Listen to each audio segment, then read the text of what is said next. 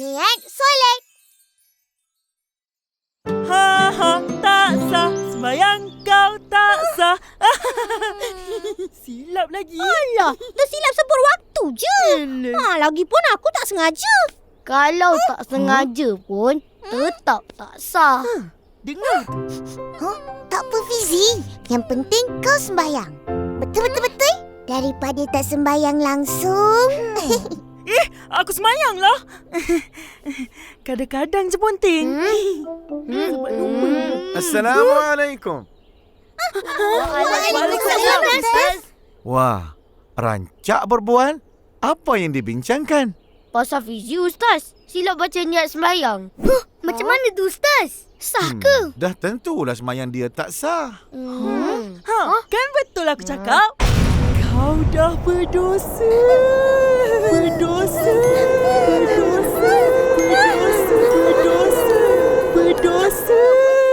Ehsan, tak baik cakap macam tu tau. Dosa pahala kerja Tuhan. Kerja kita tegur dan perbetulkan. Fizi kena qada semayang tu. Kodok? Kodok sembahyang.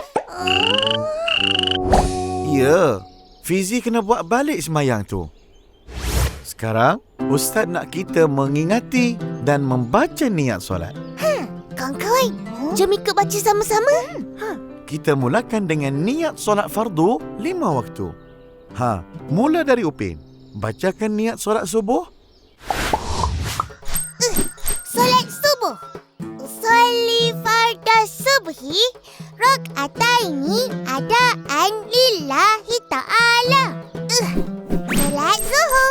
Usolli farda zuhri arba'a raka'atin adaan lillahi ta'ala. Iya. Solat asar. Usolli fardan asri arba'a raka'atin adaan lillahi ta'ala. Ya. Solat maghrib. Usolli fardal maghribi salasa raka'atin adaan lillahi ta'ala. Solat isya. Usolli fardan isya'i arba'a raka'atin adaan lillahi ta'ala. Alhamdulillah. Semua niat solat yang dibaca itu betul. Ustaz, nak tanya? Tanyalah. Kalau kita niat solat dalam hati je, boleh ke? Boleh? Ini dinamakan rukun qalbi, iaitu niat yang dibaca di dalam hati. Tapi, kalau kamu nak melafazkan niat pun, tak menjadi masalah. Macam mana pula tu? Ini Ustaz ajar. Perhatikan baik-baik. Contoh, solat asar. Usalli fardal asri 4 raka'atin adaan lillahi ta'ala. Allah. Masa ni, niat dalam hati. Sahaja aku solat asar 4 rakaat tunai kerana Allah Ta'ala. Allahu Akbar. Faham semua? Faham. Taib, bagus. Sekarang, kita ke niat solat berjamaah pula. Dengar Ustaz baca niat solat asar kalau dilakukan secara berjamaah. Usalli fardal asri 4 raka'atin adaan ma'muman lillahi ta'ala. Maksudnya, sahaja aku sembahyang fardu asar 4 rakaat sebagai makmum kerana Allah Ta'ala. Bila solat berjamaah, kita adalah seorang makmum. Jadi, kita kena ikut imam solat. Dia akan rokok dulu. Kemudian, baru kita rokok. Jangan kita mendahului imam. Ingat tu. Bagus. Kalau dah tahu, Ustaz nak minta Ehsan. Bacakan niat solat maghrib sebagai makmum. Baik, Ustaz. Cepatlah.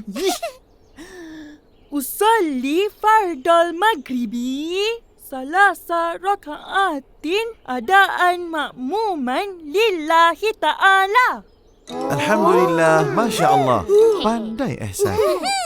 Ustaz, niat solat qada pula macam mana? Saya Ha? tahu. Ha, cuba baca. Usalli fardal asri arba'a raka'atin qada'an lillahi ta'ala. Pandai. Dah tahu semua niat solat, jadi hafallah. Ingat, niat solat adalah salah satu rukun solat. Kalau tak baca, tak sahlah solat kita. Juga, niat itu penting kerana setiap perbuatan kita bergantung kepada niat kita. Dengar Ustaz baca hadis ini. Innamal a'malu binniyat wa innama likulli imri'in ma nawa.